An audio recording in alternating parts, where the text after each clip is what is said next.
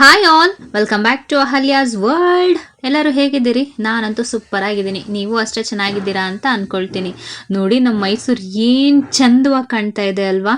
ನಮ್ಮ KR market ಆಗಿರಬಹುದು, ದೊಡ್ಡ ಗಡಿಯಾರ, ಚಿಕ್ಕ ಗಡಿಯಾರ, ಹಾಗೇನೆ ಸರ್ಕಲ್ಗಳಿರ್ಬೋದು, ಸೂಪರ್ ಆಗಿದೆ. ಜೊತೆಗೆ ನಾನು ಇವತ್ತು 2 ಸತಿ ಮಾರ್ಕೆಟ್ಗೆ ಹೋಗಿ ಬಂದಂಗಾಯ್ತು. ಬೆಳಗ್ಗೆ ಒಂದ್ಸತಿ, ಸಂಜೆ ಒಂದ್ಸತಿ. ಏನು ಮಾಡೋಕ್ಕಾಗಲ್ಲ, ಹೋಗಲೇಬೇಕಾಗಿರೋಂಥ ಪರಿಸ್ಥಿತಿ ಬಂದಾಗ ಹೋಗಬೇಕಾಗತ್ತೆ. ಬೆಳಗ್ಗೆ ಹೋಗಿದ್ದ ಕಾರಣ ಒಂದು ಡ್ರೆಸ್ ಮೆಟೀರಿಯಲ್ಗೆ ಲೈನಿಂಗ್ ತೊಗೊಂಡು ಬರಬೇಕಾಗಿತ್ತು. ಹಾಗಾಗಿ ರೆಡಿಯಾಗಿ ಹೊರಡೋಣ ಅಂತ ಹೇಳ್ಬಿಟ್ಟು ರೆಡಿಯಾಗಿ ಹೊರಡ್ತಾ ಇದ್ದೀನಿ. ನಮ್ಮ ಯಜಮಾನ್ರಿಗೆ ತಲೆಗೆ ಹರಳೆಣ್ಣೆ ಹಚ್ಕೊಡಿ, ನತ್ತಿಗೆ ಹರಳೆಣ್ಣೆ ಹಚ್ಕೊಡಿ ಅಂತಂದರೆ ಇಡೀ ತಲೆಗೆ ಆಗುವಷ್ಟು ಹರಳೆಣ್ಣೆನ ತುಂಬಿ ಮಡಗಿದ್ದಾರೆ. ಏನು ಮಾಡೋಕ್ಕಾಗಲ್ಲ, ಎಣ್ಣೆ ಜಿಡ್ಡಲ್ಲೇ ಹೋಗಬೇಕಾಗಿದೆ, ಹೋಗೋದು ಸರಿ ಅಂತ ಹೇಳಿಬಿಟ್ಟು ಫ್ರೆಶ್ ಅಪ್ ಆಗಿ ಹೊರಡ್ತಾ ಇದ್ದೀನಿ. ಕುಂಕುಮ ಇಲ್ದಂಗೆ ಮನೆಯಿಂದ ಹೆಣ್ಮಕ್ಳು ಹೊರಗಡೆ ಹೋಗ್ಬಾರ್ದಲ್ವಾ? ಹೆಣ್ಮಕ್ಳಿಗೆ ಕುಂಕುಮ ಇಟ್ರೆ ಏನೋ ಒಂಥರ ಚಂದ. ಹಾಗೆ ನಾನು ಕೂಡ ಕುಂಕುಮ ಎಲ್ಲ ಇಟ್ಕೊಂಡು ಬ್ಯಾಗ್ ತಗೊಂಡು ಹೊರಟೆ. ನನ್ನ ಮಗನ್ನ ಮತ್ತೆ ಮಗಳನ್ನ ಕೆಳಗಡೆ ಆಂಟಿ ಮನೇಲೆ ಬಿಟ್ಟು ಒಬ್ಳೆ ಹೋಗ್ತಾ ಇದ್ದೀನಿ. ಅದಕ್ಕೋ ಏನೋ ಗೊತ್ತಿಲ್ಲ, ಮತ್ತೆ ಸಂಜೆ ನಾನು ಮಾರ್ಕೆಟ್ ಹೋಗುವಂಥ ಪರಿಸ್ಥಿತಿ ಬಂದಿದ್ದು ಅವ್ರನ್ನೂ ಕರ್ಕೊಂಡು ಹೋಗೋದಿಕ್ಕೆ.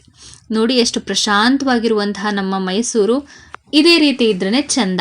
ದಸರಾ ಟೈಮಲ್ಲಿ ಸ್ವಲ್ಪ ಗಿಜಿಬಿಜಿ ಅಂತ ಅನ್ಸುತ್ತೆ. ಲೈನಿಂಗ್ ತೊಗೊಳಕ್ ಹೋಗಿದ್ದ ಅಂಗಡಿಲಿ ಈ ಮಗು ನೋಡಿದೆ. ಆ ಮಗು ನನ್ನ ಪರ್ಸಲ್ಲಿ ಇದ್ದಂಥ ಗೊಂಬೆ ನೋಡಿ ಪರ್ಸ್ನೇ ಇಸ್ಕೊಂಡ್ಬಿಡದ. ಆ ಗೊಂಬೆ ನಂದಪ್ಪ. ಪರ್ಸ್ ಜೊತೆಲಿರುವಂಥ ಗೊಂಬೆ ಎರಡು ನನಗೆ ತುಂಬಾ ಇಂಪಾರ್ಟೆಂಟ್ ಆಗಿರೋದ್ರಿಂದ ಯಾವುದು ಕೊಡ್ಲಿಲ್ಲ, ಎರಡು ಇಸ್ಕೊಂಡು ಬಂದ್ಬಿಟ್ಟೆ. ಇನ್ ಕೇಸ್ ಬೇರೆ ಏನಾರ ಗೊಂಬೆ ಅಥವಾ ಬೇರೆ ಪರ್ಸ್ ತೊಗೊಂಡೋಗಿದ್ರೆ ಖಂಡಿತ ಕೊಟ್ಟು ಬಂದ್ಬಿಡ್ತಿದ್ನೋ ಏನೋ. ಪರ್ಸ್ ಕೊಟ್ಟಿದ್ದು ನನ್ನ ಅಮ್ಮ ಆಗಿರೋದ್ರಿಂದ ಅದು ನಂಗೆ ತುಂಬಾನೇ ಇಂಪಾರ್ಟೆಂಟ್. ಆ ಗೊಂಬೆ ಕೊಟ್ಟಿರೋದು ನನ್ನ ಫೇವ್ರೆಟ್ ಪರ್ಸನ್ ಆಗಿರೋದ್ರಿಂದ ಅದು ಅದಕ್ಕಿಂತ ತುಂಬಾ ಇಂಪಾರ್ಟೆಂಟ್. ಹಾಗಾಗಿ ಎರಡು ಕೂಡ ಜೋಪಾನವಾಗಿ ತಗೊಂಡು ಬಂದಿದ್ದೀನಿ.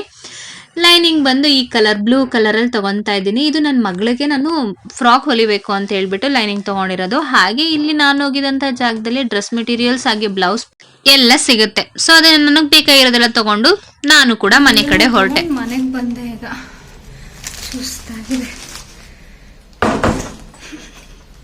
ಈಗ ಕಟಿಂಗ್ ಮಾಡೋದು, ಸ್ಟಿಚ್ ಮಾಡ್ತಾ ಇರೋದು. ಬನ್ನಿ ಕಟಿಂಗ್ ಮಾಡ್ಕೊಂಬರೋಣ. ಇದೇ ಫಸ್ಟ್ ಟೈಮ್ ನಾನು ಓನ್ ಆಗಿ ಡ್ರೆಸ್ ಮೆಟೀರಿಯಲ್ನ ಕಟ್ ಮಾಡ್ತಾ ಇರೋದು. ಸ್ವಲ್ಪ ಭಯ ಇತ್ತು, ಹೇಗಾಗುತ್ತೋ ಏನೋ ಅಂತ ಹೇಳ್ಬಿಟ್ಟು. ಕರೆಕ್ಟಾಗಿ ಕಟ್ ಮಾಡ್ತೀನಿ ಇಲ್ಲೋ ಅನ್ನೋ ಧೈರ್ಯ ಕೂಡ ಇರಲಿಲ್ಲ. ಆದ್ರೂ ಏನೋ ಒಂದು ಗಟ್ಟಿ ಮನ್ಸು ಮಾಡಿ ದೇವ್ರ ಮೇಲೆ ಭಾರ ಹಾಕಿ ಕಟ್ ಮಾಡೋಣ ಅಂತ ಹೇಳಿ ದೊಡ್ಡ ಟೈಲರ್ ರೀತಿ ಕೂತಿದ್ದೀನಿ.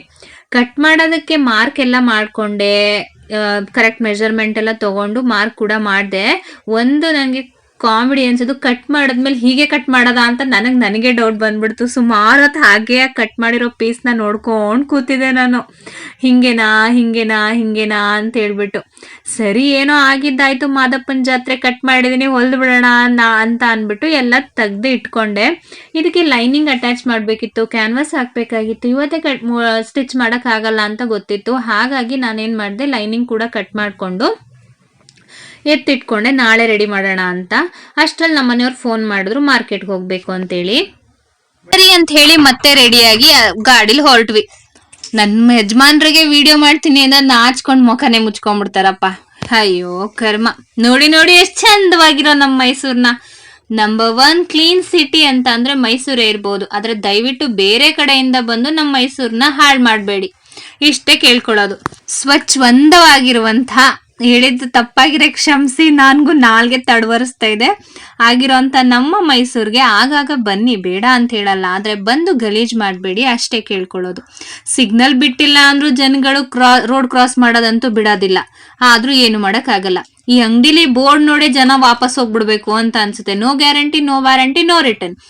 ಸರಿ ಅಂತ ಅಂದ್ಬಿಟ್ಟು ನಾವು ಪೆನ್ ಡ್ರೈವ್ಗೆ ನಾವು ಸಾಂಗ್ಸ್ನ ಹಾಕ್ಸ್ಕೋಬೇಕಾಗಿತ್ತು. ಹಾಗಾಗಿ ಆ ಕೆಲಸ ಕೂಡ ಇಲ್ಲಿ ಮಾಡ್ಕೊಳ್ತಾ ಇದೀವಿ. ಇವಣ್ಣ ಎಷ್ಟು ಬೇಗ ಹಾಕೊಟ್ರು ಗೊತ್ತಾ? 3 ಪೆನ್ ಡ್ರೈವ್ಗೆ 5 ನಿಮಿಷ ಕೂಡ ಟೈಮ್ ತಗೊಳ್ಳಿಲ್ಲ. ಅದು 8 GB ಒಂದೊಂದು ಪೆನ್ ಡ್ರೈವ್ ಇಡ್ಸೋದು.